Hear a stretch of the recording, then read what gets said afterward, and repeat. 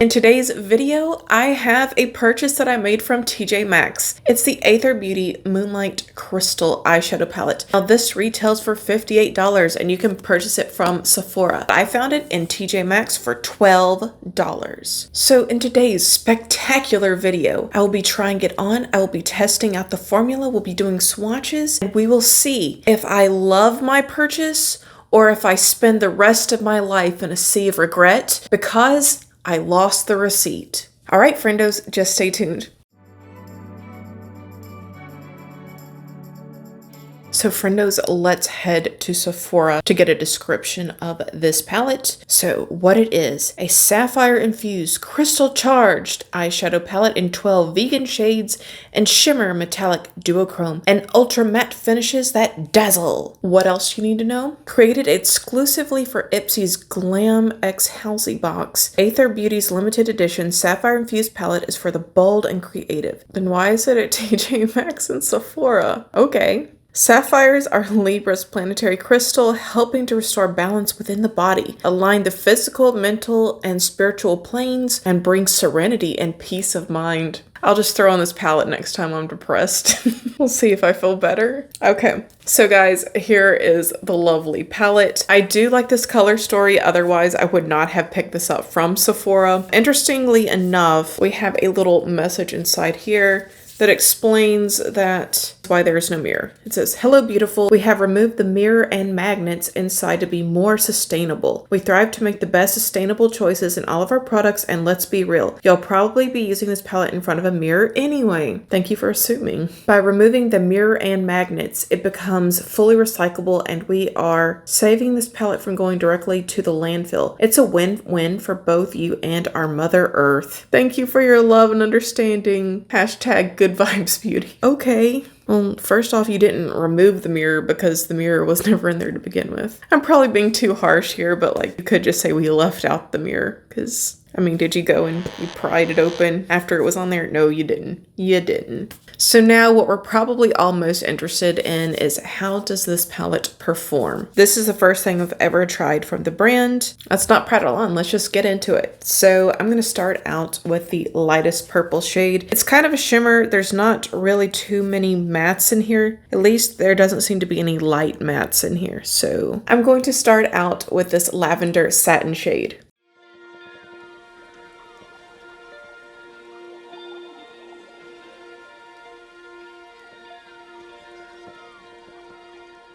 This definitely looks very white on the eye, and it looked more of an actual purple in the pan. And it's getting a little bit patchy there.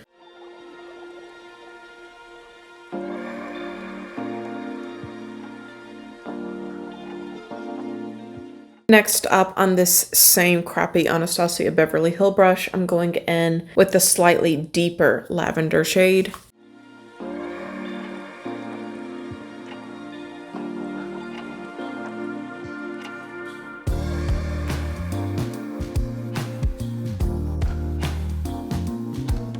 This one definitely carries more pigment and it was a little bit easier to blend out. Then I'm going to use this royal blue shade here for the very end.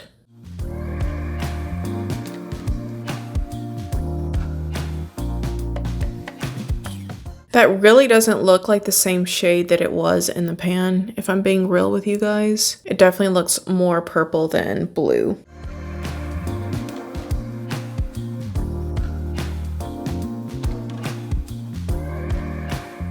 Now let's go in with the more cerulean shade. This is on a Morphe M506.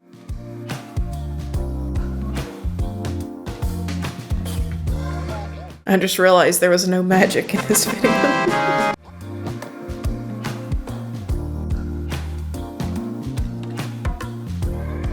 And this one is going on and it's buffing out nicely. No complaints there. Alrighty, I believe this is the most beautiful shade in the palette. We've got to try it out. This is on my Rephr 01.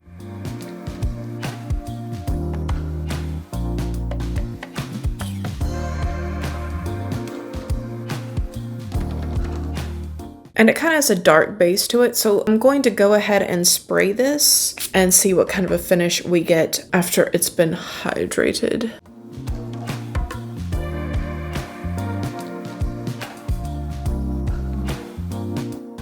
kind of look like Ursula right now. I would sing Under the Sea, but apparently YouTube doesn't like it when you sing.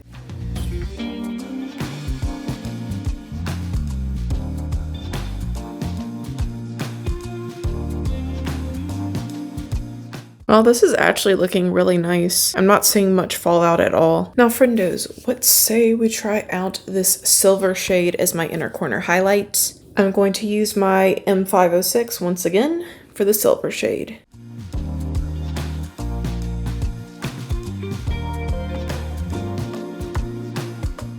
This is strikingly beautiful.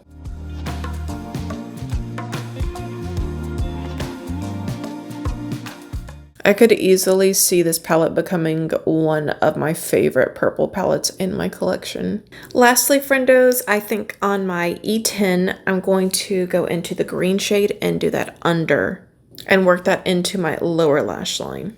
Ooh, that's a beautiful emerald.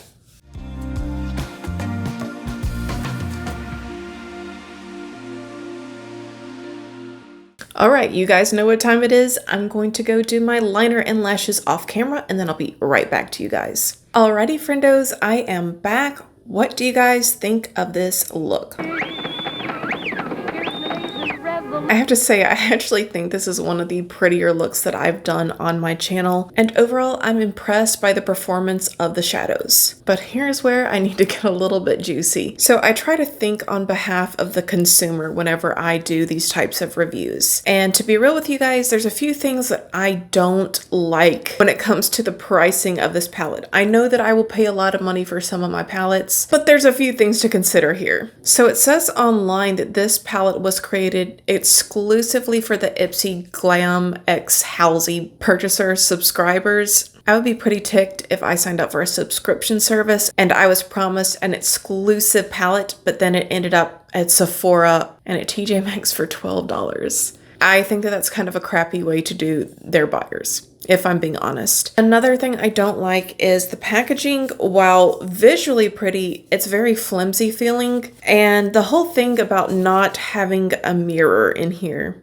and charging $58. I truly believe that a customer that's that concerned with sustainability would be more than willing to take the mirror and magnets out themselves and discard those and recycle the box. So to be honest, I feel like a lot of times companies hide behind this whole sustainability thing just so they can get away with doing the least amount of effort and putting in the least amount of money into their packaging. And if you're going to have sustainable packaging, you probably also want to consider a sustainable price tag. $58 ain't it. But for those of us who bought it for the measly price tag of $12, I definitely don't regret this. I think it is one of the better purple palettes in my collection, and I'll definitely be reaching for this again. As far as comparability, I definitely think that this reminds me a lot of the Natasha Denona pastel palette that just came out as far as how the shades apply. Some of them are not true to what you see in the pan. They come out a little bit lighter and take a little bit longer to build up, but a lot of these were focused on purples, and purples a lot of times can be just plain crap and impossible to blend out and impossible to build up. I didn't find that to be true with this palette, so again, I am happy with my purchase. And I know a lot of you like swatches. I'm going to swatch them on my arm for you in just a moment. You guys just stay tuned.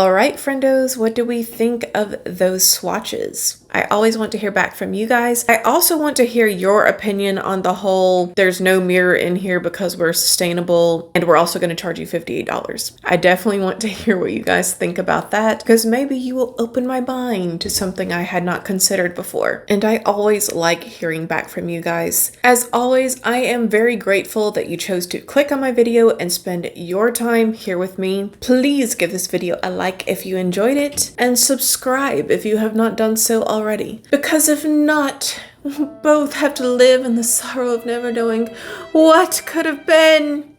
Okay, guys, have an awesome day. Bye.